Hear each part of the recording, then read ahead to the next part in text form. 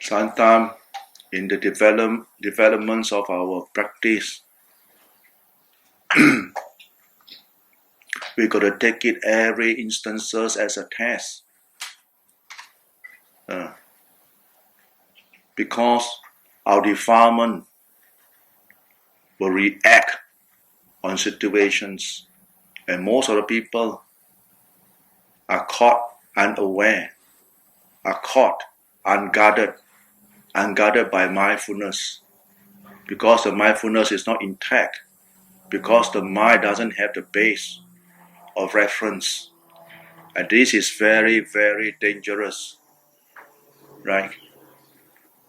And we can be easily triggered by the contact of the eye, by the contact of the ears, by the contact of the nose, the smell, by the contact of the tongue, the taste, by the contact of the bodily feeling.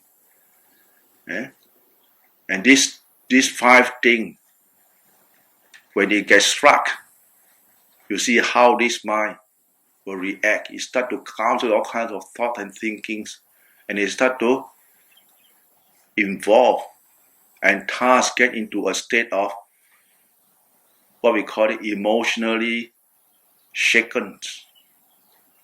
And that shouldn't be the case, because a practitioner must always be mindful. Anything that arises, he acknowledge, but he's not going to react. He knew, right? It's going to take a lot of practice to arrest this kind of symptom, because the mind has been so get used to reacting, right? It's very reactional. And every time we react, we get agitated. Every time we react, we get agitated. And we thought that it's normal. Actually, it's not normal.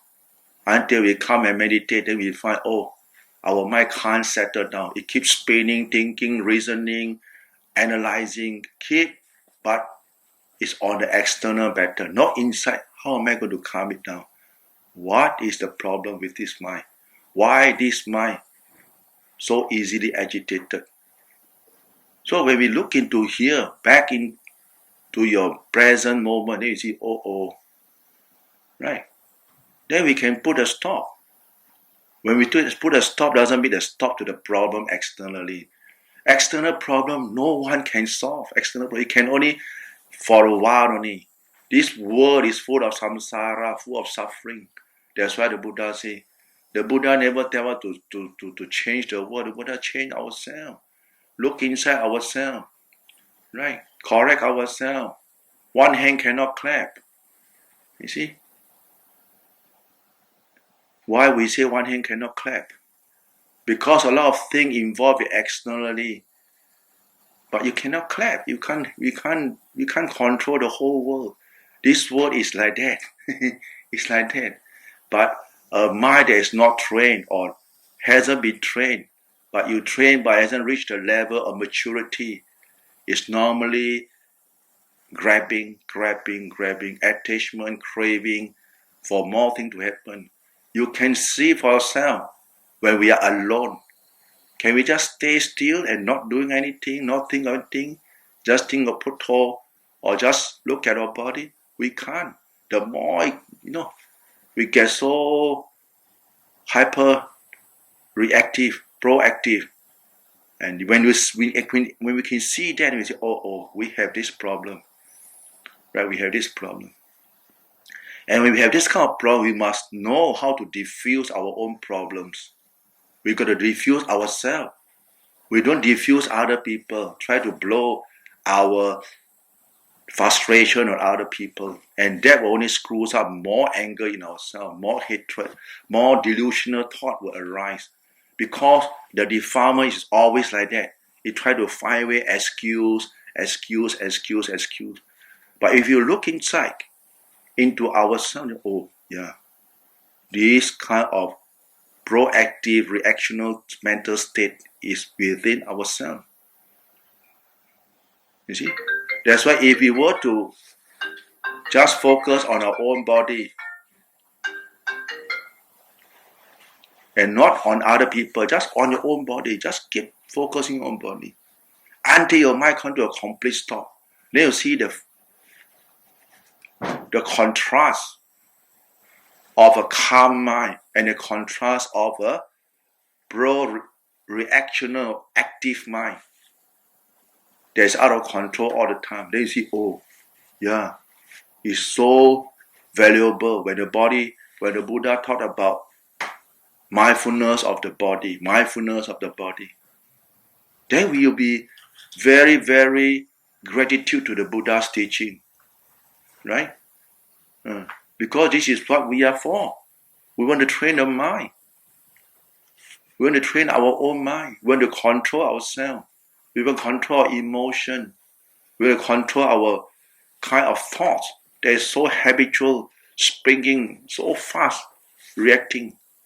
And with lack of mindfulness to look at it. You see? But the defilement will say, oh, we are mindful. We are not mindful. We are not fast enough. So we got to be back very, very be careful when dealing with ourselves individually, because why? Our own defilement we can't control.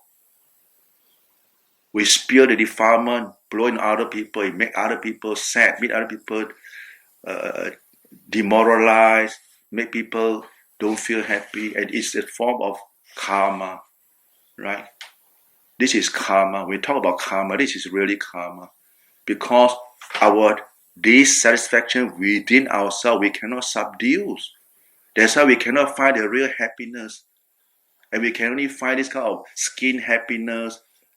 Skin happiness is an outside thing, and this is it's not going to stay with us long. It's just a while and forget it. Nothing beats the peaceful state of mind that will stay with you forever. When your mind have reached a state of maturity in peace, then you got no problem. You can go anywhere, no problem. Right? You can stay the most nasty people, no problem. You can stay the most dangerous people, no problem. Because why? Because we know how to stay with these people. Because we have calmness in ourselves. We have the kind of cultivation in ourselves. And it's good to expose to this type of thing. Because why? Then you can know that our practice is up to date.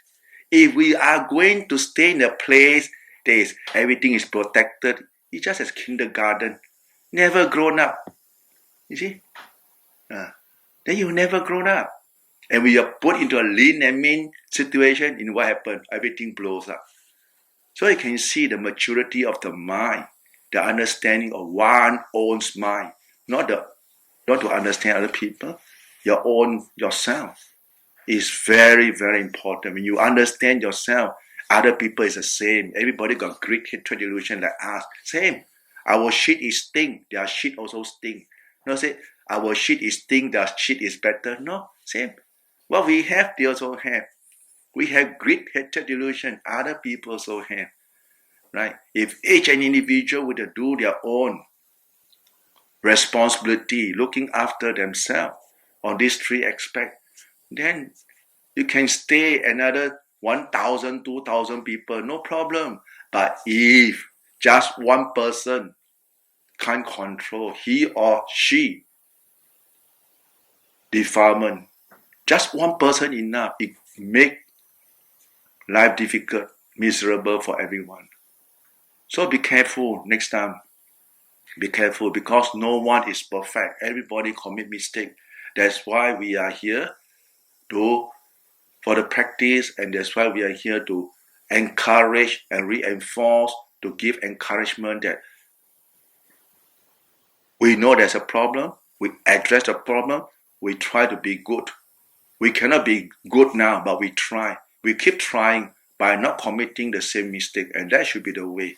This is how a person can improve, right? And that would be the sharing for today.